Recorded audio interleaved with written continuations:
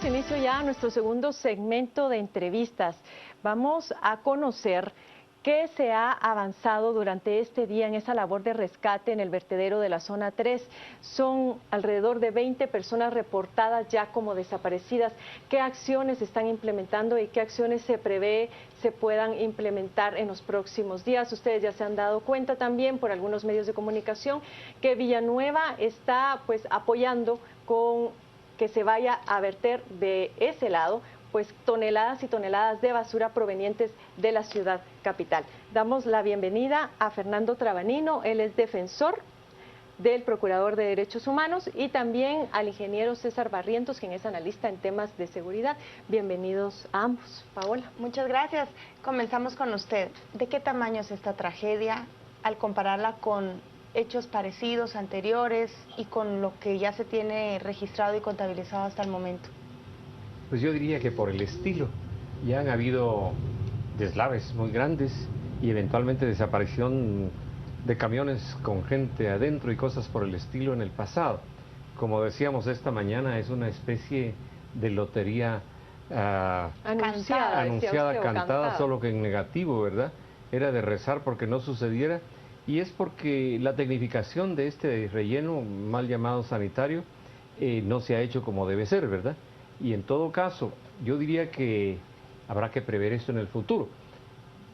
Las inversiones y todo lo demás, también lo comentábamos esta mañana, tendrán que hacerse a través de una decisión política fuerte por parte de las autoridades, tanto municipales como del gobierno central, y tendrá que buscarse incluso alternativas para este lugar. Y han habido tragedias terribles, incendios que no se pueden apagar fácilmente, ustedes pueden imaginar, y sí se debe a que no ha habido una tecnificación. El vertedero no es ni siquiera un vertedero semicontrolado o tecnificado, menos un relleno sanitario que tiene que tener muchos, dijéramos, dispositivos, gadgets, si me permiten usar el anglicismo, para que no se lleve a accidentes de esta naturaleza tan lamentables, ¿verdad? Para conocer las labores realizadas a hoy, actualizar un poco a nuestro público televidente, ¿cuál es la situación en este momento en el vertedero de la zona 3? Bueno, el día de hoy la institución del Procurador de los Derechos Humanos desplegó nuevo personal, ya que desde horas de la tarde del día de ayer estuvimos presentes en el punto. El día de hoy fue un poco complicado al inicio porque familiares de las personas que están desaparecidas pues se encontraban afuera, los ánimos se encontraban caldeados, ya que no tenían certeza de si se estaban desarrollando o no las labores de búsqueda. Por ello, pues los personeros de la institución del Procurador de los Derechos Humanos inmediatamente entablaron una mediación, logrando un flujo de información hacia las personas, ya que ellos decían que no tenían conocimiento, que no había certeza de la información, no sabían si las búsquedas se estaban realizando, no tenían ningún tipo de información. Por ello nosotros, como institución del Procurador, inmediatamente se les recomendó a las autoridades que existiera un toldo, un kiosco, un módulo de información para tener información permanente, exacta, y que estuviera fluyendo hacia los familiares de las personas desaparecidas para poder calmar. Nuestras psicólogas estuvieron también el día de hoy y el caso más recurrente de atención fue ese, el familiar de la persona desaparecida que por no tener información se encontraba en crisis nerviosa, se encontraba en una situación pues complicada porque no sabían realmente qué estaba pasando. Empezó a fluir un poco la información después de la intervención del Procurador de los Derechos Humanos y logramos ya estabilizar. Las personas pues empezaron a recibir la información por parte de las autoridades, se participaron también en diferentes reuniones en la tarde con el objetivo de poder avanzar en el tema de las investigaciones. Recordemos que nosotros hemos aperturado ya un expediente en este tema y obviamente estaremos nuevamente realizando esas investigaciones, pero lo más importante acá es el tema humano. No podemos olvidar cuál es la causa. La causa es la pobreza extrema. O sea, el fin de todo esto es la pobreza extrema, que personas tienen que buscar una actividad económica para poderse ganar la vida, arriesgando la peor posiblemente, arriesgando la integridad de su familia y la propia. Entonces hay que enfocarnos también en el lado humano, hay que enfocarnos en el tema de las políticas públicas, en el tema de erradicación de la pobreza extrema. Nosotros hemos sido muy contundentes en el tema de los programas sociales y es acá el mejor ejemplo. Los programas de asistencia temporal deben ir focalizados a estas personas que se encuentran en algún riesgo. ¿Qué está encontrando esta supervisión del Procurador de Derechos Humanos en el lugar? ¿Qué han visto ustedes que puedan ser indicios para esa investigación que se anunció que se va a hacer? Bueno, estamos en una etapa de recolección de testimonios in situ, estamos pidiendo informes circunstanciados, en fin, estamos desarrollando un procedimiento de investigación, obviamente culminará con una resolución. En este momento es muy prematuro el podernos aventurar allá con indicios. Recordemos que es una investigación. Hoy, por ejemplo, recogimos más de 27 testimonios en una persona que hace muchos años perdió su pierna y nos decía: la única manera que yo pueda trabajar es acá. Me han negado trabajo en varios lados, yo he sacado a mis hijos adelante, no tengo una pierna y me gano entre 15 a 20 quetzales para poder trabajar. O sea, el lado humano es realmente lo que a nosotros nos está moviendo ahorita en el tema. ¿Me permite plantearle la misma pregunta, don César? ¿Qué aspectos de seguridad nota usted que inciden en lo que sucedió y que no se estaban atendiendo? Lo que pasa es que para este tipo de proyectos, llamémosle así, desde su construcción hasta la operación, que lleva por 25 años, son proyectos que llevan una vida útil de más o menos 20 a 25 años.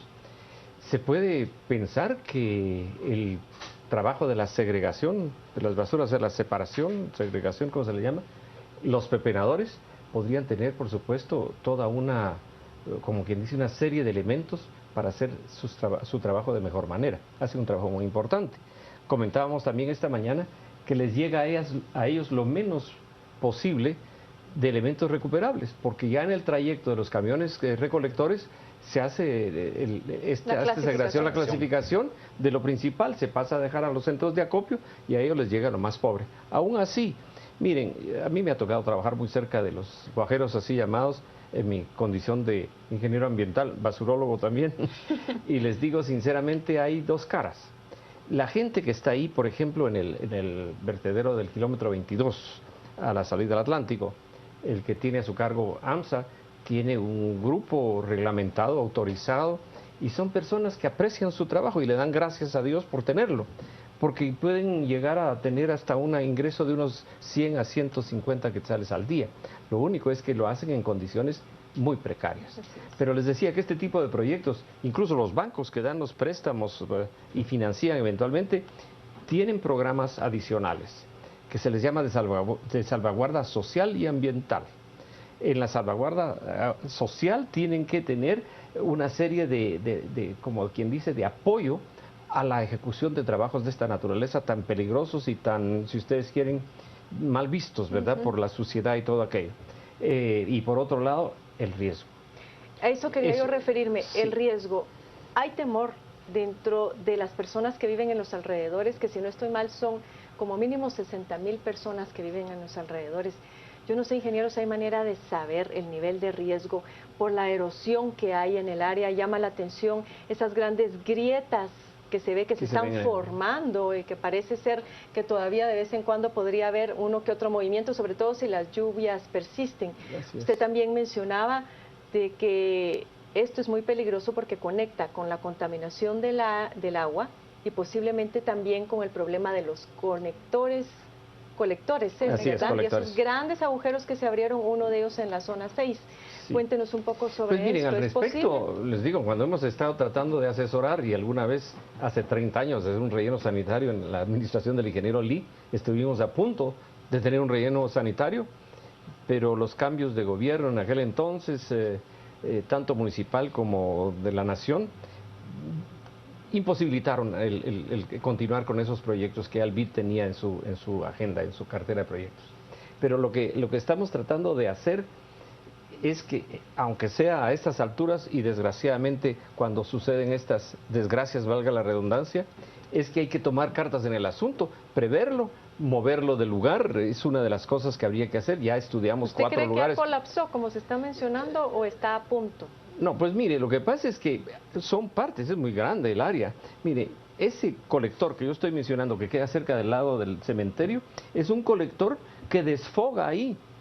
Es un colector dijéramos, de aguas de tormenta, aguas de lluvia y eventualmente aguas residuales, que al llegar al lugar socava, ¿sí? Y si eventualmente a eso no se le hace un tratamiento, no se tapona y se hace algún bypass para otro lado, no sé si así gráficamente se entiende, De esta manera se evitaría que hubiera un socavamiento por dentro, que es lo que sucedió, por ejemplo, en zona 2, solo que aquí es en material que también tiene que estar muy bien compactado, en capas, como le decía esta mañana, formando celdas que tienen, además de unos, dijéramos, sustratos de basura de 1,5 metros, tendrían que tener cobertura diaria, luego cada semana una cobertura mayor con material y compactación con una maquinaria muy pesada, especializada en eso.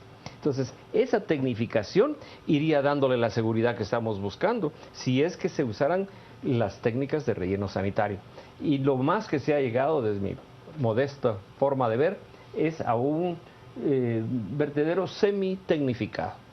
Se ha hecho lo posible, se han hecho las celdas, pero la compactación no es suficiente, la impermeabilización no es suficiente, y al haber lluvias y no haber hecho los drenajes superficiales, en cada capa hay que hacer los drenajes, percola el agua, dijéramos, llega al fondo y eventualmente al socavar el fondo se puede venir todo a un área como sucedió esta vez, y en cuenta las personas que están arriba. No es una práctica fácil de hacer, hay que tecnificarla y sobre todo hay que apoyarla, tanto desde el punto de vista económico, llamémosle financiero, presupuestos tendrían que haber para esto, y por otro lado, detrás de esto, la decisión política, tanto de alcaldes como de gobierno central, dependiendo del caso, o en una, dijéramos, darse la mano en ese sentido. Pero también mencionábamos que para financiar esto, que no es barato, tendría la gente que pagar, porque es la que contamina, al fin y al cabo, el que contamina paga. Porque miren, solo pagamos el servicio de transporte para sacarlo de nuestra casa hacia allí, pero no un tratamiento de basura. Exactamente. El aspecto humano del que hablaba Fernando, que ha estado observando ahora usted como defensor del procurador. Hace unos años yo bajé al fondo porque fui a hacer un reportaje de los buscadores de oro, les llaman. Es gente que con cernidores empieza a buscar el agua que sale de las alcantarillas, joyas u objetos de valor que se le va a la gente en los drenajes. Y parecía un mito. Cuando llegamos, decía que buscaban chatarra, pero finalmente nos fueron tomando confianza y sí, buscan oro. Hay guajeros, hay chatarreros, hay toda una dinámica en el vertedero de la que viven muchísimas familias y están en riesgo. ¿Cómo manejar ambas cosas? Es complicado, por eso nosotros hemos hecho una incidencia muy importante, tenemos departamentos de mediación, tenemos defensoría socioambiental, tenemos diferentes temas para trabajarlo de una manera integral. Es muy complicado poderle decir a esta persona que se gana entre 15, 20 quetzales y en un buen día 50 quetzales, pues decir, mire, usted está aquí en riesgo. Esta persona, lo que va a priorizar es llevar el sustento a su casa, a su familia. Y es por ello que acá debe existir ya unas decisiones importantes en el tema de este vertedero. Obviamente no es primer incidente que pasa, cada incidente es lamentable. Nosotros al final vamos a emitir ya un pronunciamiento contundente como lo hemos hecho en todos los temas en los que hemos tenido. Por ejemplo, Puente Belice es otro tema también que después dicen, ¿por qué se sale posterior a lo que acontece? Nosotros estamos insistentemente desde antes anticipándonos a esto.